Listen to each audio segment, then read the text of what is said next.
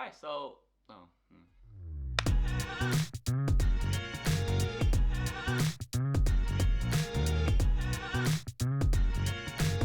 Hi, how you doing? So I made a blog post recently on my website, basically detailing how 2021 went for me, and it's kind of like a year in review, and I kind of want to make a video that pairs up with it. So it's already January 2 now, so it's 2 days late. However, I thought still better late than never, so might as well.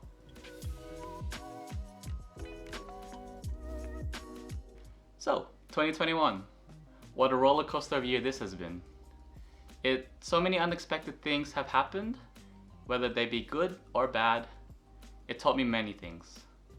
So while 2020 was a year for me finding myself and what my passions were, 2021 basically taught me and gave me a laying foundation, a building foundation of who I am as a photographer and as a person. Whether that be through the social interactions that I've made this year or last year, or the business management aspects of running Ian Ken Media and trying to make a profit out of it. So I kind of wanted to just share my main takeaways of 2021 with you. And with that being said, here are my 5 takeaways. Main takeaways, sorry. So I kind of want to start off on a high note. I want to share my top 5 highlights of 2021. And first of all is meeting new people. So 2021 was really the year of me going out of my comfort zone and introducing myself as Ian Ken Media or Ian Kenny, and that I do photography. The people that I met and the opportunities that I had with it have been second to none. I've created lasting relationships and friendships with all of them, and really getting to know them and also me as a person, it was an amazing feeling. It also allowed me really to just document my journey as a photographer, and that's the whole reason why I wanted to do this, because I wanted to see my progress. And that is one reason why it's part of my highlights. So number 2 is buying a new camera and lens, new gear basically. So within 2021, I actually managed to save up a lot of my money and purchase a brand new camera, which is the X-T4 recording me right now. This is rare for me because I usually don't like forking out on quite expensive things. I'm pretty frugal, I like the cheap stuff except for food, but this was an exception because this would help me in my career. The camera I was using before was the X-T2, Fujifilm X-T2, and even though that was still going strong, it's already 6 years old now in terms of camera age, and in technology, that's a long time. I did manage to find it. I did find it getting a bit slower, especially in terms of autofocus, and really not lasting for the events that I was doing. So the reason I picked this up, X-T4, is improved battery life. It has bigger batteries.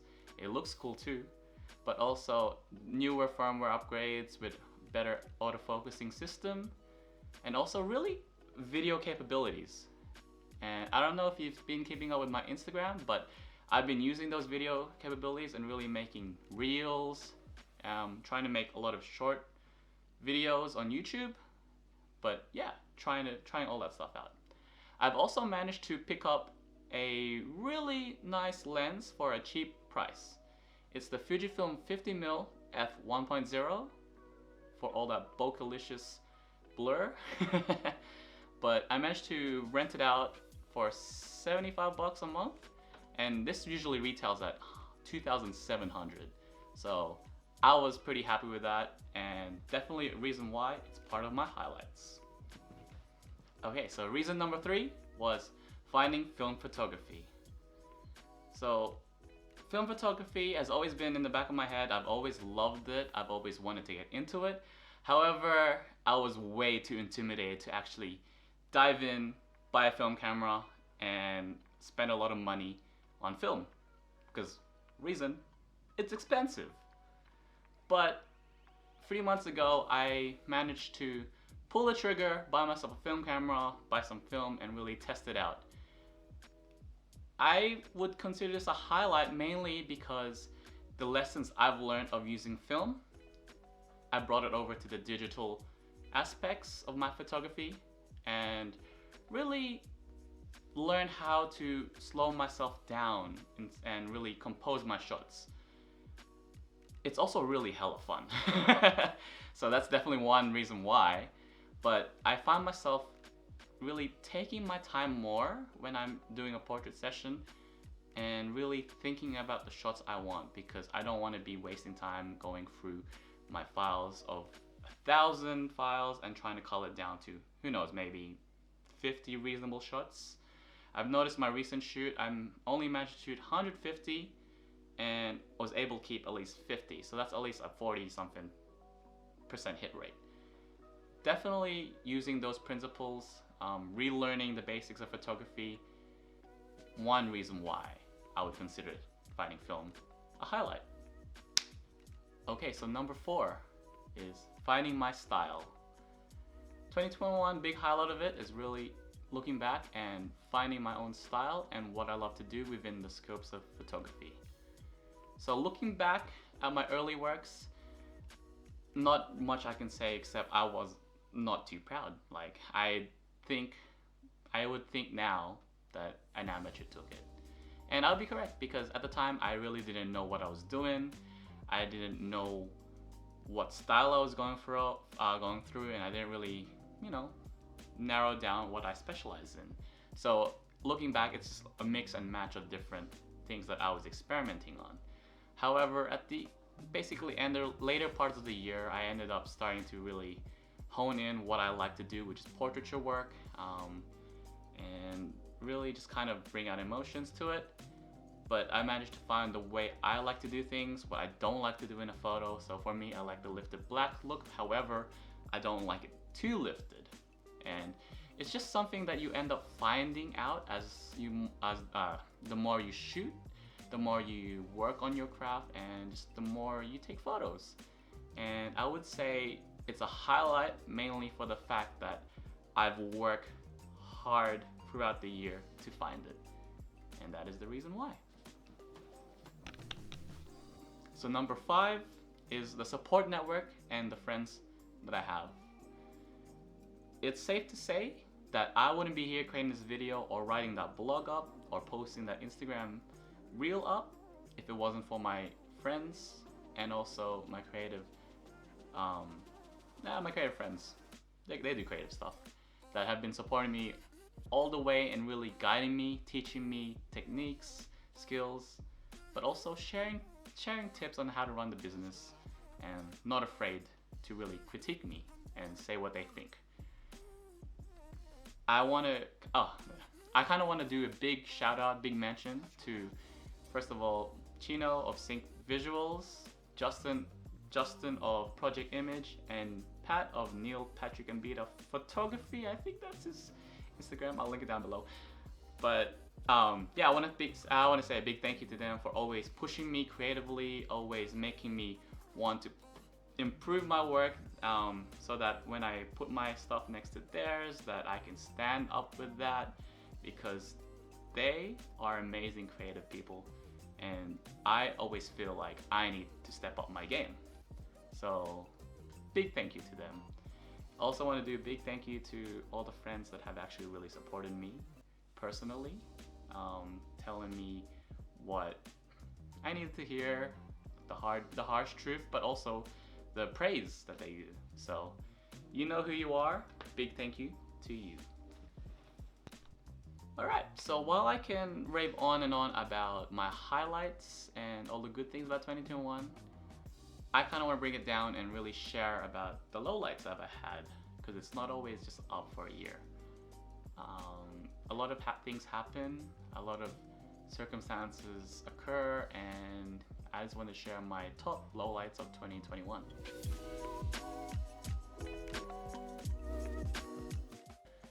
One of them being COVID lockdown.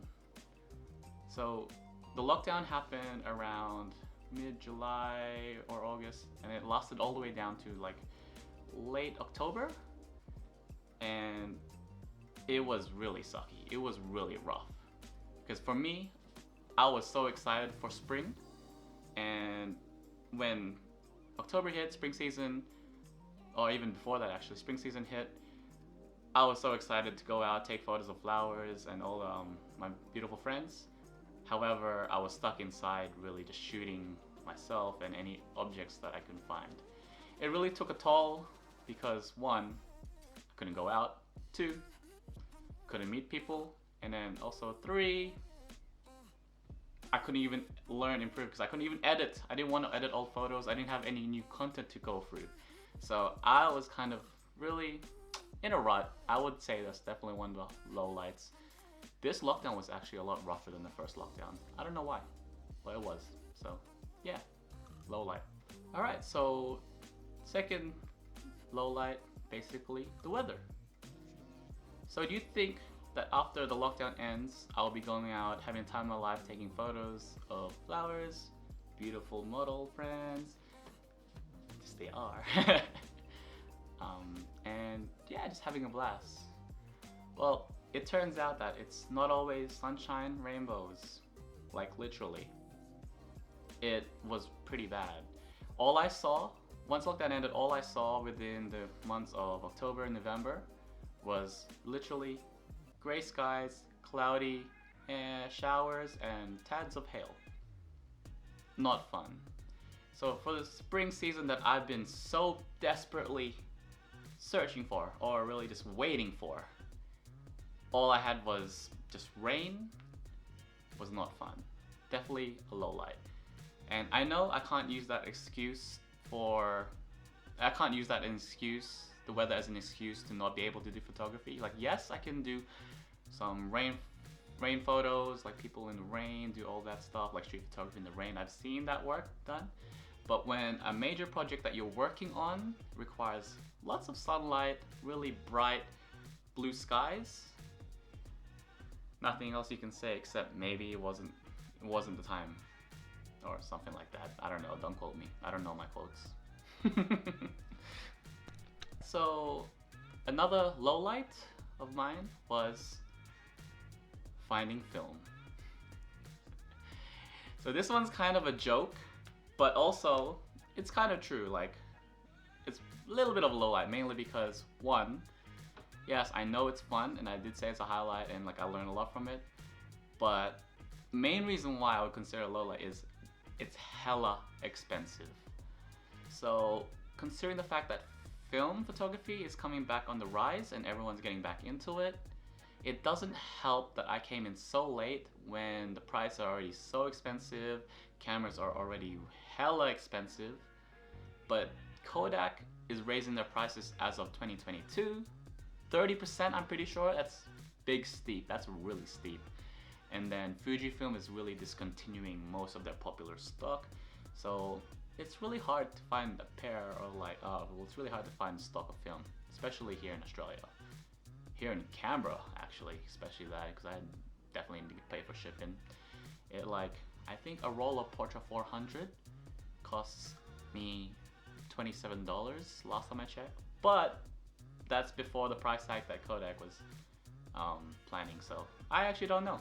We'll see. I think I'll definitely stick to film. I think it's just super fun, and I might just do it leisurely, but it'll come at a steep price for me. And that is one reason why it's a low light, because I know I'm going to be forking out that money.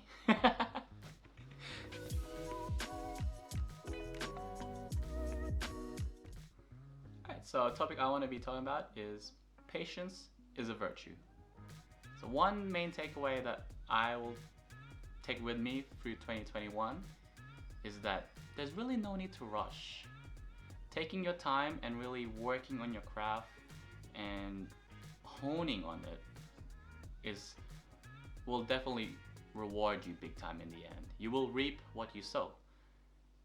And I honestly would look back at my 2021 photos and I would not be happy, as I said before, but mainly that's because I felt like I was rushing into things. I was really trying to get better as fast as I can. I'll try to get as best as I can as fast as I can. And I was rushing into it too much. And that just led to poor quality and it was kind of the mantra of quantity over quality, and it wasn't really doing me any good. A great example of this was earlier in the year. Actually, I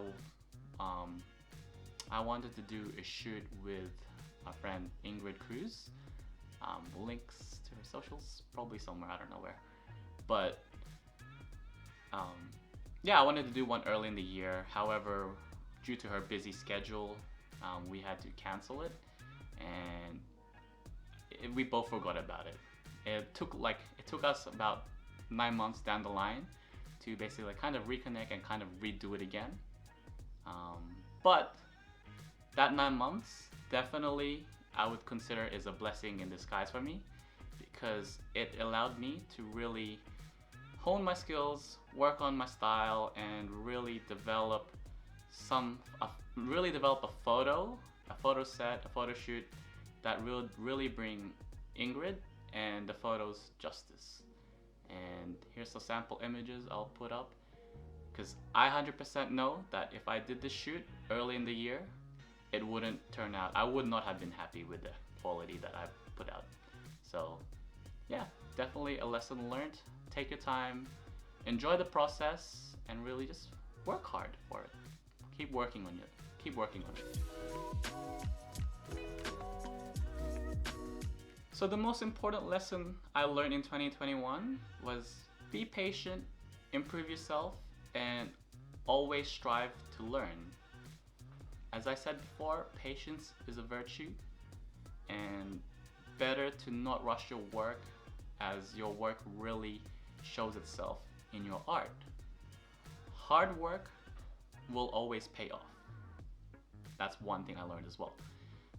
What's that Kevin Durant quote? It goes like, hard work beats talent when talent doesn't work hard. And I 100% agree with that. Like, don't rush into things, take your time, keep working hard on yourself, not only in your photography, but also as a person. Really look deep in yourself and just improve, because that will definitely show to your clients, your friends, and it'll show it in your art as well, like I said before. So, biggest lesson I learned 2021.